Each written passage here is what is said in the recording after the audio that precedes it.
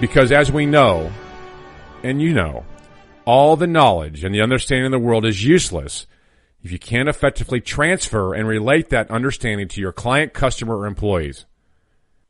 Decisions are made on emotion. They're not made on logic. They're not made with facts. They're made with emotion. Now, there's some man out there thinking, no, they're not. They're only made with logic.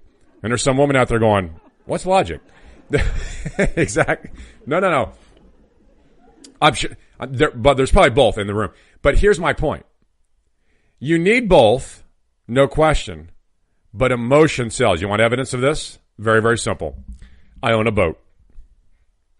That's it. That's all you need. I own a boat. And why do I own a boat? Well, because it was an emotional decision, not a logical one. Now think about this. If you own a boat, you're going to relate to this. I had to have a boat. You have to. You're on a lake. You're out there. You got this boat. The problem is, where I live, you can only really use it 4 months out of the year. And the problem is, it wasn't my house. It was my lake house, and I had to travel to go there. So I only used it maybe 3 or 4 times during those 4 months. So for 3 or 4 times a year, I bought a boat that cost more than my 2 cars combined. Emotional decision or logical one? You see, emotions are interesting things.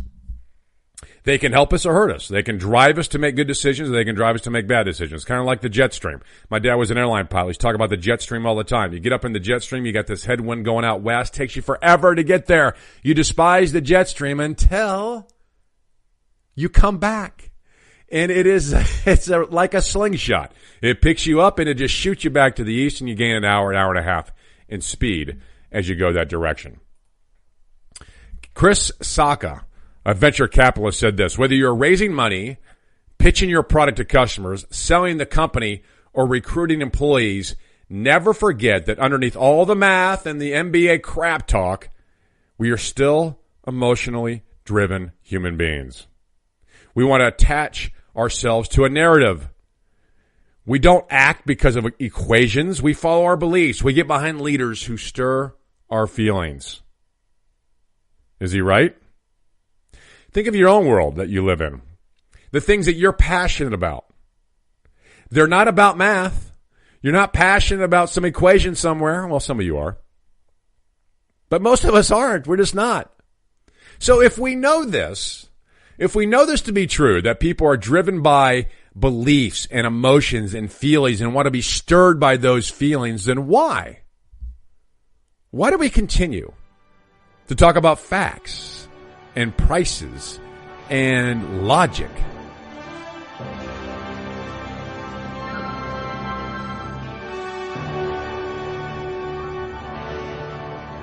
The left brain takes everything literal.